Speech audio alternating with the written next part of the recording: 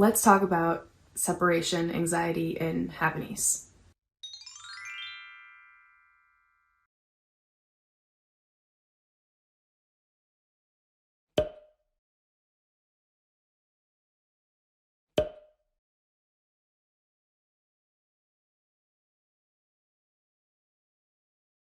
So Havanese are known for many wonderful things, but along with their loyalty and just generally wonderful temperament and commitment to their people, a very common problem is that they can get pretty bad separation anxiety when they can't have complete access to you at all times.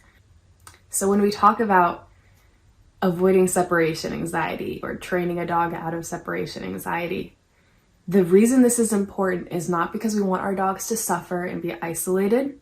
It's because we're teaching independence. We want dogs that feel safe and confident even when we can't watch them all the time, because you can't. It's not realistic. So for some background, my family has had Havanese my whole life. It's the only dog breed that we've really had. They're hypoallergenic and we're full of dog allergies, so they've been perfect for us. And with all those different Havanese dogs throughout my life, we've seen varying degrees of separation anxiety. So when it came time for me to get my first dog as an adult, it was something that me and my husband tried very hard to train around and to avoid, so that we would hopefully have a puppy that didn't go through the same sort of trauma when they couldn't have access to their people. So my first tip is start small and start early. So we started leaving our puppy home alone literally day 2 of her being in our house. Not for a long time. We did it in very small increments and built those up. The first time we left her home alone was probably for 15 minutes or less. We also have a puppy cam, so we got to monitor her the whole time that we were gone. And for us, this went really smoothly. She just slept the whole time that we were gone. But we wanted her to get used to the fact that early on, we're not going to be able to be present all the time. That's not the type of lifestyle that we live. So it was important to start like that. And we ended up building up those times, obviously. So for a lot of her puppyhood, I would say we were doing like 2 to 3 hours was like what we knew she was comfortable with. And then we would slowly push that as she became more potty trained. Because a lot of this has to do with more potty training, right? But we would increase the amount of time, monitor her on the puppy cam, and see if she indicated any signs of distress while we were gone or when we came home.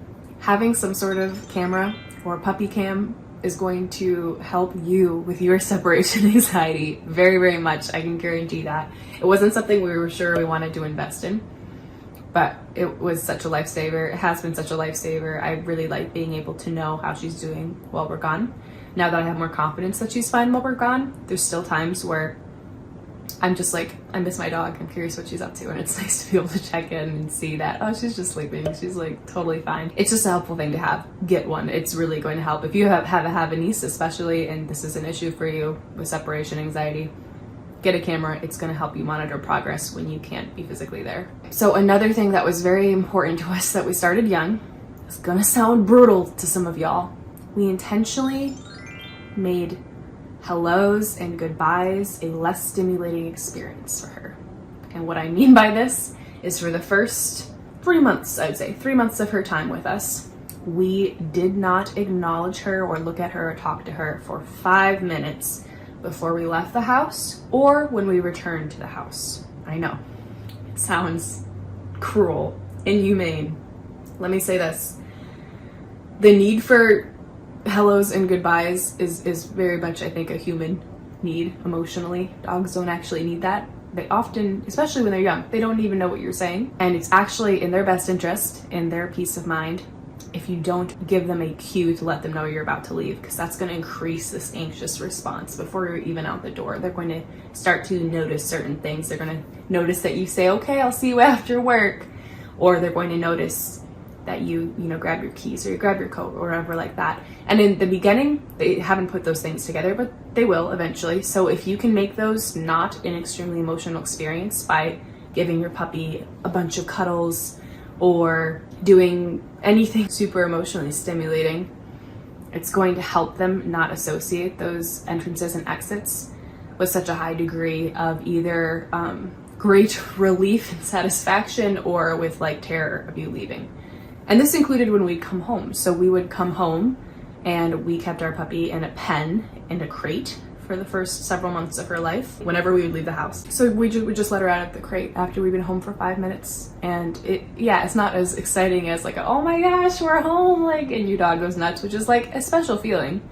But when she was that young, we just wanted to make her feel like it wasn't that big of a deal. Like, everything's cool. You can keep napping if you're tired. Like, you don't have to feel like this is what you've been waiting for the last 20 minutes or however long we've left you. We did not continue doing this throughout her whole life. We stopped it after like 2 or 3 months. And now when we come home, she's not in a crate anymore. We don't crate her when we leave. So she comes right up to us and she's so excited. And it's really sweet and nice. But I think that setup of not making those goodbyes and hellos so emotionally charged has led to one very obvious positive outcome, which is she does not bark when we come home. She's very excited to see us. She's very waggy and kissy and all those things, but she does not bark at all. Either when she hears us unlocking the door, she doesn't bark, and when we come inside, she doesn't bark.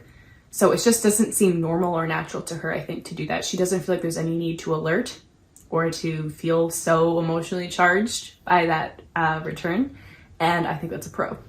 Okay, so my next tip, even though we're not making goodbyes super emotionally charged, we do make them fun. The way that we would typically do this is to give her a high value treat right as we leave. So when we used to crate her before we would leave, we would, get her into the crate, and then we would give her a treat through the bars, and she got a chomp on that as we left. And then now that she's not crated, when we leave the house, we still will give her a treat, and we typically will put it in one of these things. The reason I like these are like puzzle toys. So this is a Kong Wobbler. 10 out of 10 would recommend for Havanese. They love it. This is a Snoop. You can find it on Amazon. It basically, I will show you, basically pops out like that. We put dentist sticks in this a lot, and you pop it back in, and they just have to figure out how to get the food out, but it's very possible to get it out. Or probably a lot of you know what this is. This is just like a classic Kong, and you can fill that up with some sort of spread like we usually do almond butter. You can do Greek yogurt, peanut butter, all sorts of stuff, and then you freeze it. All of these different objects allow them to spend a lot more time enjoying their food. So it's the perfect thing to give your dog right before you leave the house, because they're going to be so excited and distracted by the food, and it's going to keep them busy for like 5-10 minutes after you leave, which is awesome for them to not just start spiraling that you're gone. These are probably one of my biggest recommendations for Havanese, because they're often so play motivated and food motivated, like a lot of dogs. Like, this is the perfect combination that can almost outweigh their people and attention motivation. I'd also say, disclaimer, do not only give your dog puzzle toys when you leave the house. They will find out that that's what the puzzle toy means. So we also give these to her at just random parts throughout the day, not only when we leave the house. A lot of separation anxiety training, almost all dog training, I feel like, is patterns. And Havanese are so good at patterns, so just be careful of the patterns that you're forming. So let's talk about crating a bit more. We have a crate trained dog, and it's awesome. And she loves her crate. Crates are not inhumane. A crate is the closest thing to a den that a non-domesticated dog would have in the wild, and it helps a dog's natural instinct to have a den, have a safe place. We introduced the crate the first night that we had our puppy. She spent a lot of her time in it when she was young. She still spends a lot of time in it. She sleeps in her crate every night to this day, and she's now the one that usually puts herself into the crate to go to bed, even if she has access to our bed. Like, it is her favorite place to sleep. She just loves it. The reason crating was so important to us when she was a young puppy is that our little dog was not good at self-regulating for naps. So some people's dogs will just fall asleep while they play, and that's great. But for us, we needed to give her a very specific place that was only for sleep. And her crate was only for sleep. So we had some timed out naps throughout the day that we would schedule to put her into the crate, cover the crate. So we'd cover it with just like a very breathable sheet, and then usually play some brown noise to sort of help with distractions. And she would just clonk out for 2 hours. We would also use the crate when we would leave the house. So it was a very familiar spot for her that she would sleep in during the day, even if we were home, and then also a spot that she could sleep when we were gone. And it meant that when she went into the crate when we were leaving the house, it meant it was nap time. I think that really set the precedent for the fact that when we're gone now, she just naps. Not always in her crate, but she just naps. Like, that's what you do when mom and dad leave. You just sleep. You're really decreasing distractions. You're decreasing that sense of what's going on out there? What am I missing out on? And instead, they have permission to sort of turn off. And because when you're crate training your dog, you're not going to leave them in there for 8 hours. You're going to do, 2 to 3 hours tops most of the time. Like, your dog will build faith in you that you always will open that door again. So you want to build that relationship of trust, and then the crate becomes the safest place in the world. So what happens when you feel your dog is aged out of the crate when you leave the house? So now when we leave the house, we give our dog access to our entire first floor. So we block off the stairs, and she can go anywhere she wants in the family room or in the kitchen, but she typically will stay in the family room because that is the space that she grew up in. This is where her crate was for a long time. This is where her pen was that she grew up in for a long time. And it's like the main space we all hang out in. So when you leave the house, if you're not crating, put your dog in their most familiar space, preferably. They're going to feel really comfortable there. I like to give my dog access to a window because it keeps her busy. She can watch the birds. I would say don't leave your dog in front of a window when you leave. If you have a high traffic road and your dog is reactive to people walking back and forth, and then they're going to bark the whole time because you're setting them up to be barking and wearing themselves out and feeling a sense of stress while you're gone. So if that is your situation, I'd probably just close the blinds. It's kind of like covering the crate. You kind of want to let them know you can relax now. It's okay. So especially if you're just going to skip the crate altogether, do not, please, give your dog access to the entire house. They don't need it. They don't need to feel like they have 2 or 3 stories to have to monitor and defend while you're gone. It's a very overwhelming task to a dog, especially a Havanese, in my experience. Keep their spaces small. Either use a baby gate to cut off a section of your home, or even set up a larger pen so that they just have one room. And that's going to be, their designated space when you're gone. That's the only area they have to patrol. And you can also know what they can get into in that area. We don't want to set our dogs up opportunities to go get into a garbage and shred some tissues. We don't want that to become a comfort to them when we're gone. So when you have smaller spaces, you can take out some of those temptations and triggers.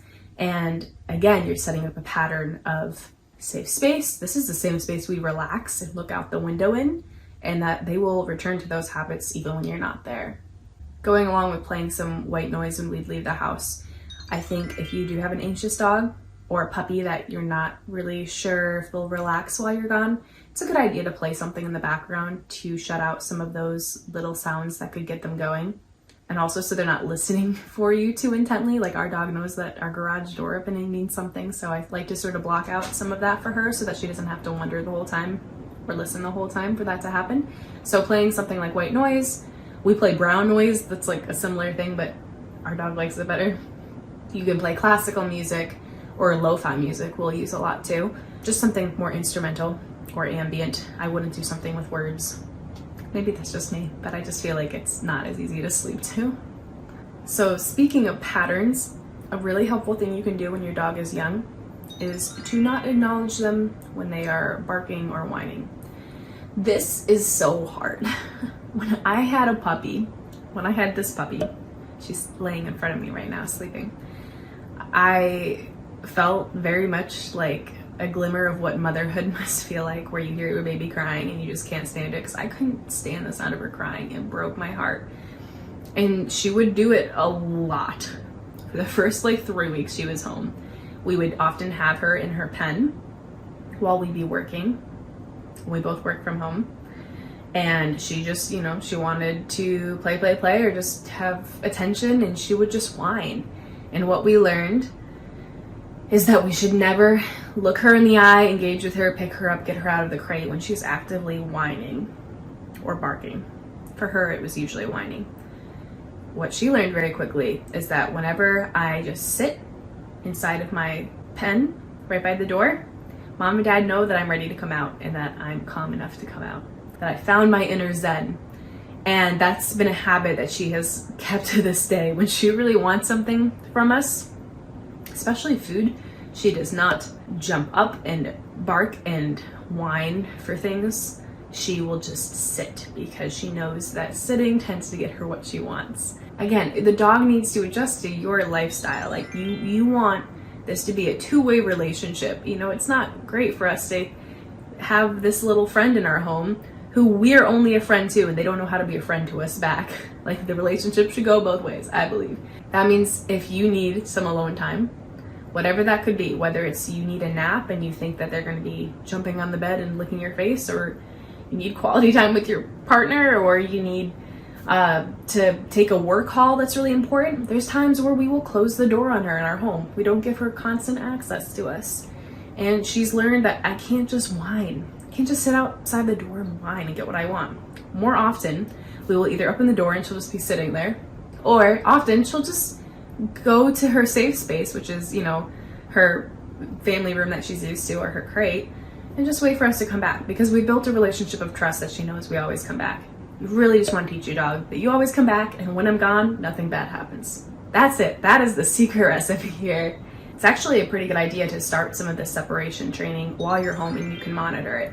Like, maybe decide to go downstairs and watch a movie without your dog. And these things sound like so cruel, but you're putting your dog into a situation to test how they do when you're not around, to make sure their needs are met when you're not around, minus attention maybe, but to make sure that they can still feel like they have food and water, and that I can sleep, and like, I know how to exist on my own.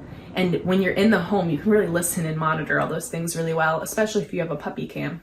So what does a separation anxiety free pup look like? I think some good indicators to look for are a dog that doesn't bark while you are away or when you come home, a dog that sleeps while you're gone most of the time, a dog that doesn't leave destruction when you come home, a dog, you know, that isn't getting into garbages and tissues and underwear. Like, those instincts to destroy and to sniff out trouble, I think, come from either extreme boredom or extreme anxiety. So a sleeping dog is actually always better when we're not home, because it means they know how to relax without our presence. So try some of these things out. It's always better, I think, if you can start when your dog is young. I am not an expert with correcting these things with an adult dog. I was fortunate enough to be able to start with our puppy when she was only 2 to 3 months old. So definitely know that there's lots of resources out there for separation anxiety training, and a lot of proven methods that have worked for a lot of people. And not every single method will work for your dog and your situation necessarily. So feel free to mix it up if something's not working, while also giving time for some things to work. I think a month is a pretty good time period to figure out if there's going to be a change between a new method that you've introduced or not. At the end of the day, the most important thing is that you can enjoy your puppy. So we just want to put good habits in place for you and your dog so that you can both have a healthy and non-anxiety inducing relationship for either one of you. You got this. Good luck.